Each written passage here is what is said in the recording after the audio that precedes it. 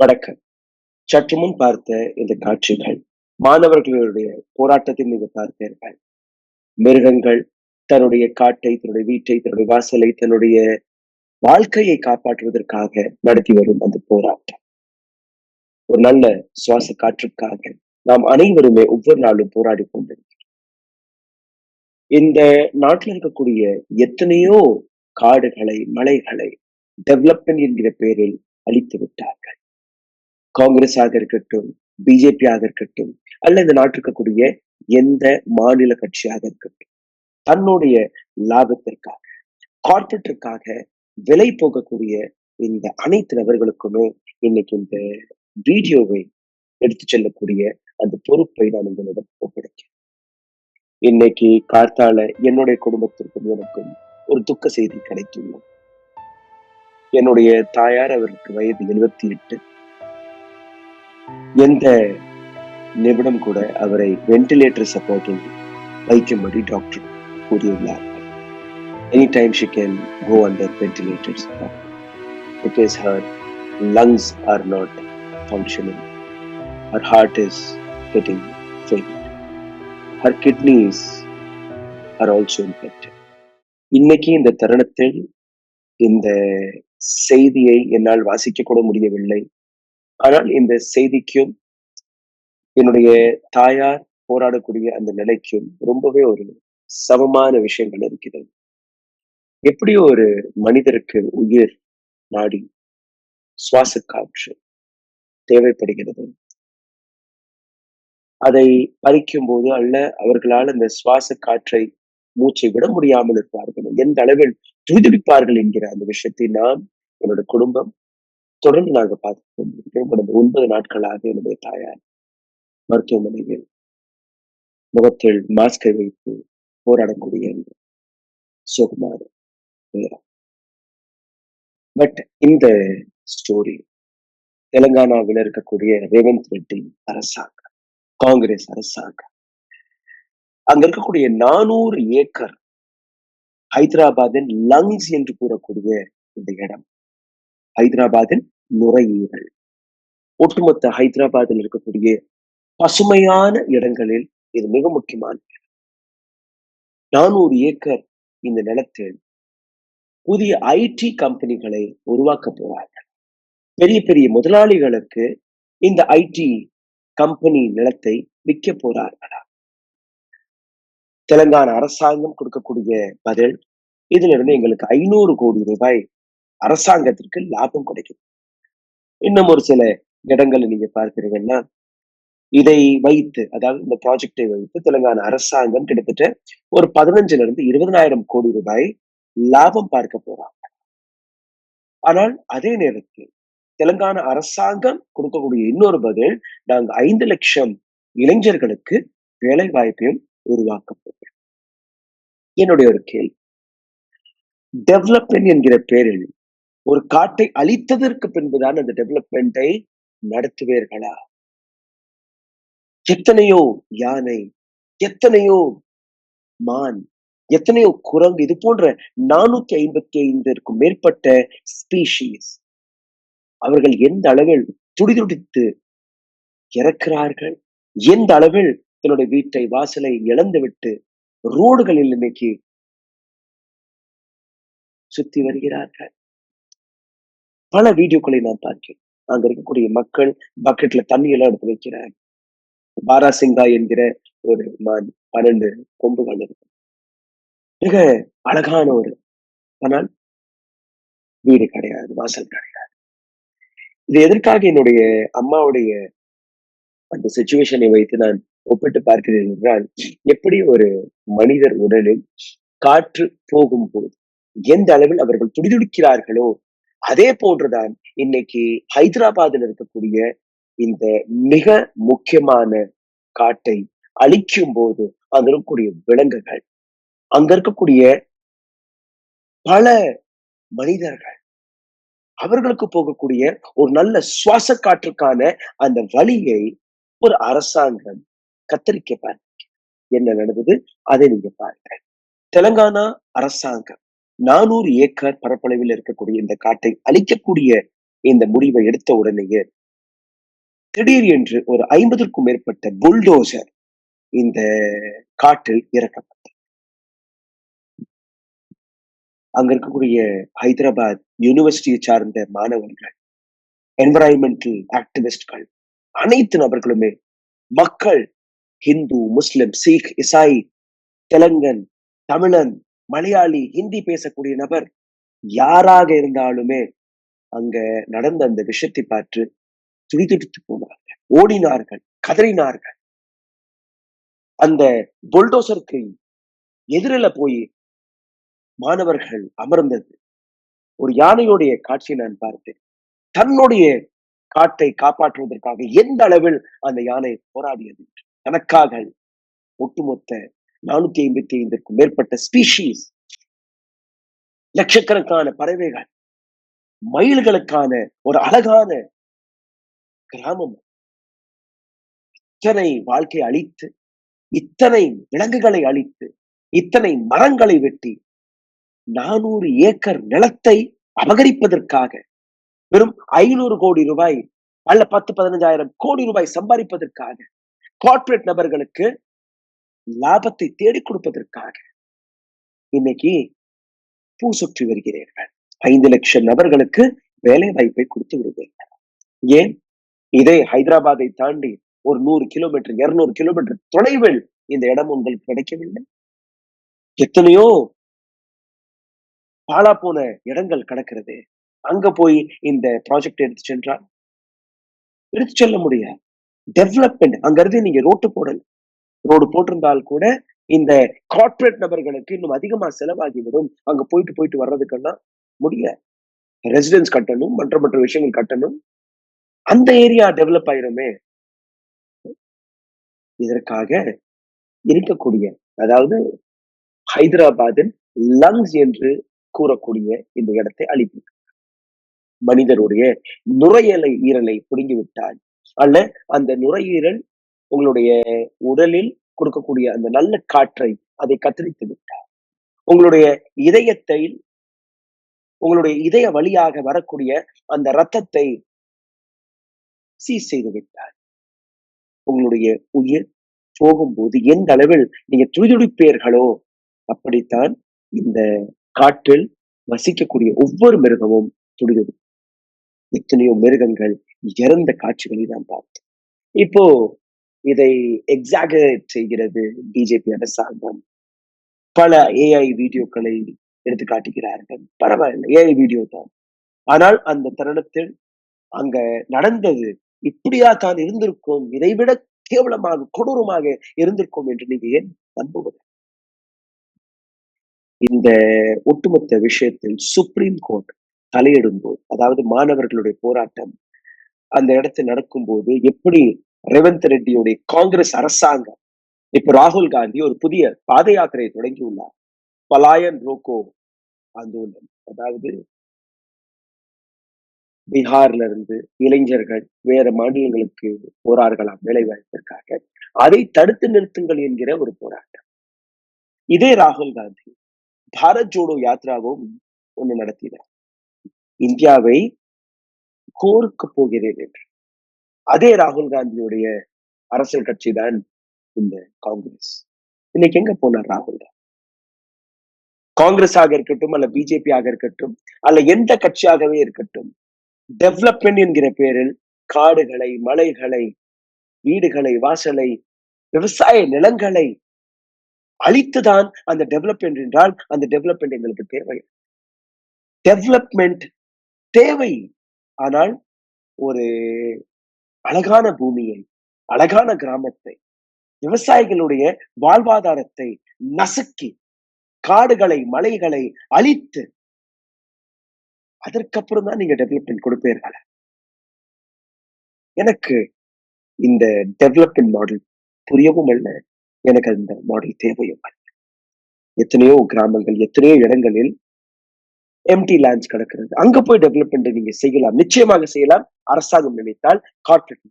ஆனால் பணம் மிச்சப்படுத்தணுமே அதற்காக. இந்த போராட்டம் நடக்கும்போது பல மாணவர்கள், மாணவிகள் அவர்களை எந்த அளவில் சிறையில் அடைத்தது இதே ரேவந்த் ரெட்டி அரசாங்கம் என்று நாம் பார்த்தோம். இன்னொரு அமைப்பு சுப்ரீம் கோர்ட் வரை போனோம். சுப்ரீம் கோர்ட் இந்த ஒட்டுமொத்த விஷயத்தை பார்த்து உடனடியாக இந்த மரங்களை வெட்டுவது, இந்த காட்டை அழிப்பதை உடனடியாக தடுத்து நிறுத்துங்கள் என்கிற ஒரு உத்தரவை போட்டார்.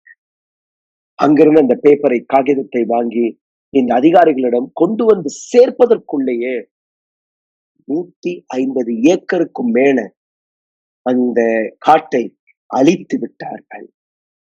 மரங்களை அழித்து விட்டார்கள். அப்போதான் அந்த யானையுடைய காட்சியை நீங்க பார்ப்பீங்க. தன்னுடைய காட்டை, தன்னுடைய பல விலங்குகளை காப்பாற்றுவதற்காக அந்த யானை போராடியது.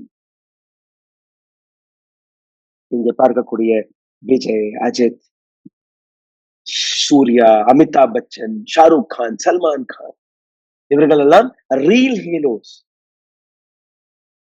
தன்னுடைய இடத்தை காப்பாற்றுவதற்காக போராடிய அந்த விலங்குகள், அந்த யானை நீங்க பாருங்கள். கற்றுக்கொள்ளுங்கள், கற்றுக்கொள்ள வேண்டும். நான் இந்த வீடியோவின் தொடக்கத்தில் என்னுடைய அம்மாவை பற்றி பேசியது இந்த இந்த ஸ்டோரிக்கு அதற்கும் நெருக்கமான ஒரு கனெக்ஷன் இருப்பதை நான் என்னுடைய அம்மா 78 வயதான இருந்தால் கூட அப்படி கஷ்டப்படுவது, மூச்சு விட முடியாமல் கஷ்டப்படுவது எங்களுக்கு ரொம்ப வேதனையை கொடுக்கிறது. The entire family is together and we are with her, but we are not able to do anything.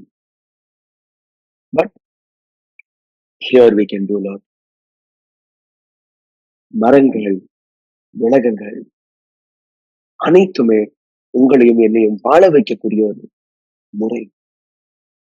நம் வாழ்வதற்கான ஒரு வழி. நாம் சுகாதாரமாக ஒரு நல்ல வாழ்க்கையை வாழ்வதற்காக இந்த அனைத்து காடுகள், அதில் இருக்கக்கூடிய விலங்குகள் நமக்கு தேவை.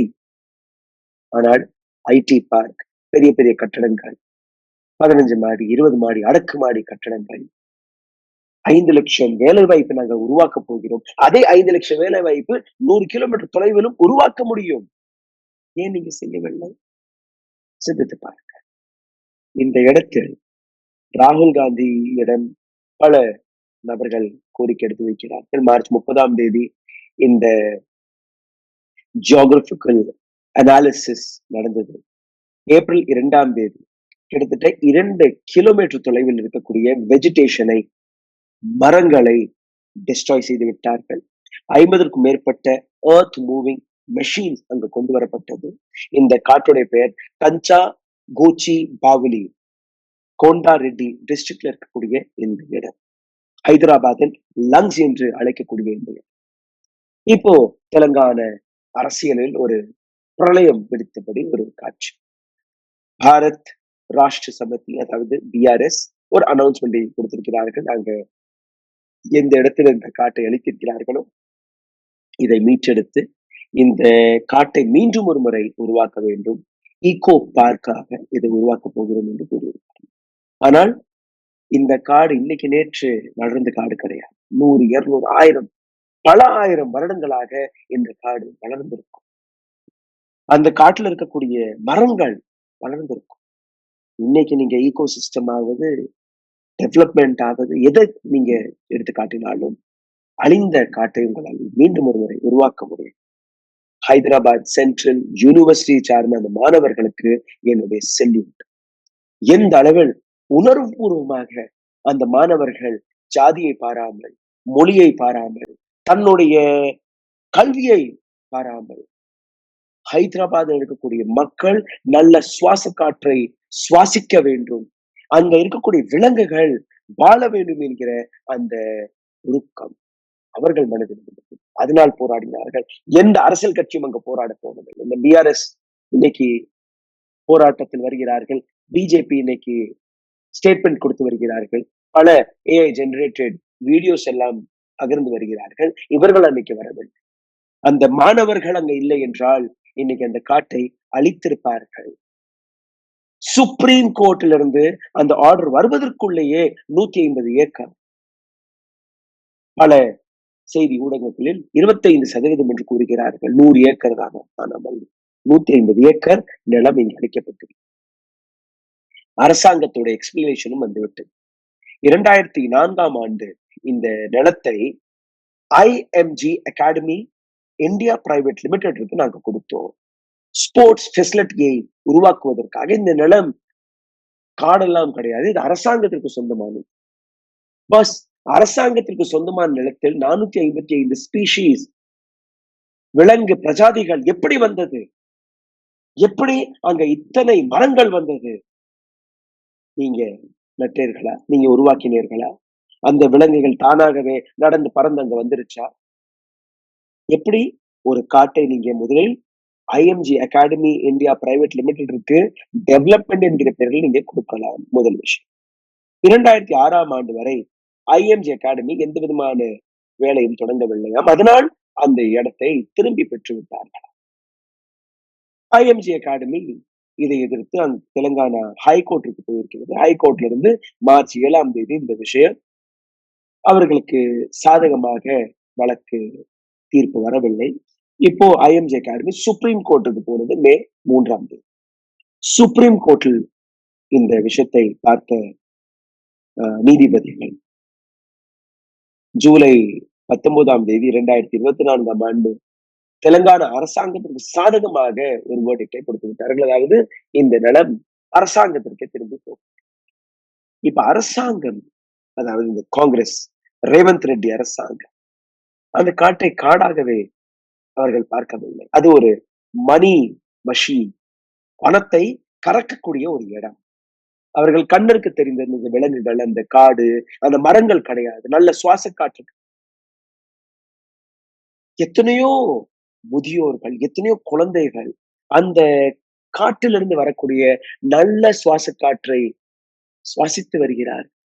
அங்க வாழக்கூடிய விலங்குகள் அந்த இடத்திலேயே வாழ்ந்து வருகிறார்கள். இதை இவர்கள் பார்க்கவில்லை. இவர்களுக்கு தெரிந்தது அந்த 15-20 கோடி ரூபாய் லாபம். கார்பரேட்டுக்கு எப்படி இந்த துண்டு இடத்தை விற்கலாம் என்று அவர்களோட திட்டம். இப்போ இந்த விஷயம் எல்லாம் நடக்கும்போது ministry of environment, forest and climate change இவர்களும் குறிப்பிட்டார்கள். மத்திய அரசாங்கத்தின் இந்த விங் தெலுங்கானா கவர்மெண்டிடம் ஒரு லீகல் ஆக்ஷன் எடுத்து இல்லீகல் வழியாக எந்த மரத்தை நீங்க வெட்டினீர்களோ, என்விரான்மெண்ட் லாஸ் எப்படி மீறப்பட்டதோ அனைத்தை பற்றி ஒரு தெளிவான விளக்கம், ஒரு ரிப்போர்ட் எங்களுக்கு தேவை என்று கூறினார். இது மத்திய அரசாங்கத்தில் இருக்கக்கூடிய பிஜேபி. இதே பிஜேபி 8 வழி சாலை என்று ஒன்று கொண்டு வர பார்த்தது தமிழ்நாட்டில். சென்னை டு சேலம் எத்தனையோ கிராமங்கள், எத்தனையோ மலைகள், எத்தனையோ காடுகளை அன்னைக்கும் அழிக்க பார்த்தார்கள். இன்னைக்கும் நீங்க பார்த்தீர்கள் உத்தரப்பிரதேசத்தில் இருக்கக்கூடிய பல்வேறு கிராமங்களை, பல்வேறு இடங்களை இவர்கள் அழித்து ரோடுகளை போட்டிருக்கிறார்கள். உத்தரப்பிரதேஷ் மட்டுமல்ல, ஒட்டுமொத்த இந்தியாவில் NHAI நஹாய் என்கிற ஒரு அமைப்பு இருக்கிறது. உங்களிடம் ஒரு ரோடு போட்டதற்கு எவ்வளவு செலவாகிறது, அதுல ஒரு 3, 4, 10 மடங்கு அவர்கள் வசூலித்து விட்டால் கூட அவர்கள் இந்த டோல் வசூலிப்பை நிறுத்துவதால் 35 ரூபாய் ஏதோ ஒரு காலகட்டத்தில் நீங்க கொடுத்துட்டு இருப்பீங்க. இன்னைக்கு நீங்க 80 ரூபாய் கொடுத்துட்டு இருப்பீங்க. வசூல் வேட்டை. தெலுங்கானா ஹைகோர்ட்டுடைய இந்த முடிவிற்கு பின்பு ஹைதராபாத் யூனிவர்சிட்டி சார்ந்த இந்த மாணவர்கள், என்விரான்மெண்டல் ஆக்டிவிஸ்ட்கள் அனைவருமே போராடுவதற்கு பின்பு இன்னைக்கு இந்த காட்டை காப்பாற்றக்கூடிய ஒரு முயற்சி சக்சஸ் அடைந்திருக்கிறது. இதற்கு மேல இந்த காட்டை அழிக்க விட மாட்டோம். அதற்கான உறுதி உங்களுக்கு கொடுக்கிறேன். இதை பற்றி ஆழமாக பேசி இந்த காட்டில் வசிக்கக்கூடிய பல அரிய வகை விலங்குகளும் இருக்கிறது. அதை பற்றியும் கொஞ்சம் பார்ப்போம். இந்தியன் ரூலர் என்று கூறக்கூடிய ஒரு அழகான பறவை நீல நிறத்தில் இருக்கும். இந்த பறவை பாடக்கூடிய அந்த பாடலை ஓரியன்ட் ஸ்கைலார்ட் என்றும் கூறுவார்கள். மிகவும் இனிமையாக இருக்கும் இந்த பறவையுடைய சத்தம். இது மட்டுமல்ல, ஸ்பாட்டட் டியர் இங்க இருக்கிறது, வைல்டு பேர்ட்ஸ் இங்க இருக்கிறது, பர்ஸ்பஸ் என்கிற இன்னொரு விலங்கு இங்க இருக்கிறது, வெஜிடேஷன் அதாவது மரங்கள் இங்க இருக்கிறது, மானிட்டர் லிசர்ட் ஒரு பெரிய ரகமான பள்ளி இங்க இருக்கிறது, common krait, common Indian toad, paddy field frog, இது போன்ற பல ரகமான விலங்குகள் இங்க இருக்கிறது. 455 நான் கூறுகிறேன். ஆனால் இங்க இருக்கக்கூடிய பூ வகைகளை மற்றும் நீங்க பார்த்தீர்கள், கிட்டத்தட்ட 700க்கும் மேற்பட்ட பூ வகைகள் இங்க இருக்கிறது. இந்த இடத்துல இருக்கக்கூடிய இன்னொரு டீட்டெயில் ரிப்போர்ட்டை நான் உங்களுக்கு எடுத்து காட்டுகிறேன். எஸ்டிமேட், அதாவது அரசாங்கத்திற்கு வரக்கூடிய லாபத்தை நீங்க பார்த்தீங்கன்னா 10,000ல இருந்து 17,700 மரங்களை வித்து அழித்து ஐடி கம்பெனி உருவாக்கி அவர்களுக்கு கிடைக்கக்கூடிய லாபம் 500 கோடி ரூபாயிலிருந்து 15,000 கோடி ரூபாய். 17,700க்கும் மேற்பட்ட மரங்களை இவர்கள் அழித்துவிடும். இந்த இடத்தை வைத்து, அந்த எக்கனாமிக் கன்சர்ன்ஸை வைத்து, டெம்பரேச்சர், சுற்றுச்சூழல், அந்த காட்டை அழித்து விட்டீர்கள்னா 1 to 4 டிகிரி செல்சியஸ் வெப்பம் அதிகரித்து விடும். இதுவும் அங்க நடக்கும். ஸ்டூடெண்ட் உடைய ஆக்ஷன் 31ஆம் தேதியிலிருந்து எந்த அளவில் பியூட்டிஃபுல்லாக நடந்தது என்று நீங்க பார்க்கும்போது, இன்னைக்கு இந்த செய்தியை வாசிக்கும் போது என்னுடைய மனதில் எவ்வளவு வேதனையாக இருந்தால் கூட நான் இந்த செய்தியை கடந்த 24 வருடங்களாக வாசித்துக் கொண்டிருக்கிறேன். ஆனால் இன்னைக்கு இந்த வீடியோ ரொம்பவே ஸ்பெஷலான வீடியோ.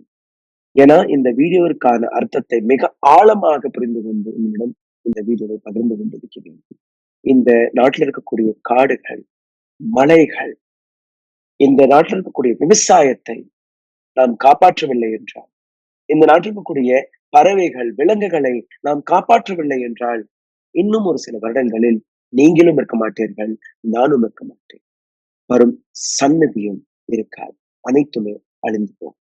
அதற்கு பின்பு ஐடியை வைத்து, அதற்கு பின்பு பெரிய பெரிய இந்த கட்டடங்களை வைத்து இந்த நாட்டை நடத்தி விடுவீர்களா? அன்னைக்கு டெவலப்மெண்ட், அடுத்த நேர சாப்பாடு, ஒரு சின்ன பழம், ஒரு சின்ன பூ, ஒரு சின்ன செடியை பார்ப்பதே ஒரு மிகப்பெரிய டெவலப்மெண்டாக தெரியும். சிந்தித்து பாருங்கள், கவனமாக இருங்கள். மரங்களை காப்பாற்றுவோம், காடுகளை காப்பாற்றுவோம், இந்த நாட்டில் இருக்கக்கூடிய விலங்குகளை, பறவைகளை, நேச்சுரல் ஹேபிட்டாட்டை காப்பாற்றுவோம். இந்த வீடியோவை பகிர்வீர்கள் என்று நம்புகிறேன். நன்றி. ஊடகம் கார்ப்பரேட் அரசியல்வாதிகளின் கைப்பாவையாக, அடிமைகளாக இருந்தது போதும். இனி சாட்டை எடுத்து சுழற்றும் நேரம் வந்துவிட்டது. ஊடகம் பொதுமக்களாகிய உங்களுக்காக, உங்களாலேயே இயக்கப்பட வேண்டும். ஊடக சுதந்திரத்திற்காக உங்களின் பங்களிப்பை இன்றே அளித்திடுங்கள்.